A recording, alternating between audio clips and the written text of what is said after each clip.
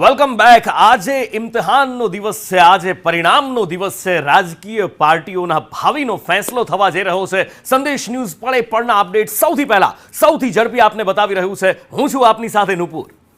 તો આપણે પરિણામ ઉપર નજર કરીશું અને પળે પળની અપડેટ તમારા સુધી સચોટ માહિતી પહોંચાડવાનો પ્રયત્ન કરીશું અને 25,000 થી પણ વધુ ઉમેદવારો આ જંગમાં છે।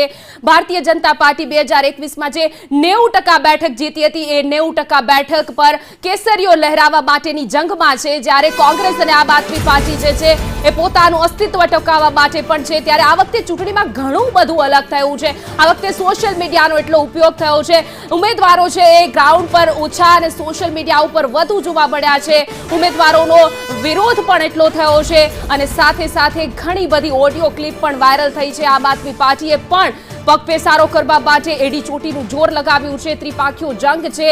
ઘણી જગ્યાએ ભારતીય જનતા પાર્ટીના જ ઉમેદવારો સામે અપક્ષ રીતે લડી રહ્યા છે, ત્યારે જોવાનું એ રહેશે પરિણામ શું છે। બસ ઘડીઓ ગણાઈ રહી છે અને પરિણામ જાહેર થશે। 9,000 થી પણ વધુ બેઠકોનું આ પરિણામ છે અને આ વખતે જોયું હોય નુપુર કે 900 થી 33 એવી બેઠક છે કે એ બિનહરીફ થઈ ગઈ છે, એટલે ખૂબ ચર્ચા રહી છે। બિલકુલ ખૂબ ચર્ચા રહી છે। પરિણામ આવે, મતગણતરી શરૂ થાય એ પહેલા જ સંદેશ ન્યૂઝ પર અમે આપને બતાવી રહ્યા છીએ આ તાલુકા પંચાયત છે, જેમાં 252 ઉપર તો ભારતીય જનતા પાર્ટીએ ઓલરેડી જીત મેળવી લીધી છે। આવું જ નગરપાલિકા, મહાનગરપાલિકા અને જિલ્લા પંચાયતમાં પણ ચિત્ર છે।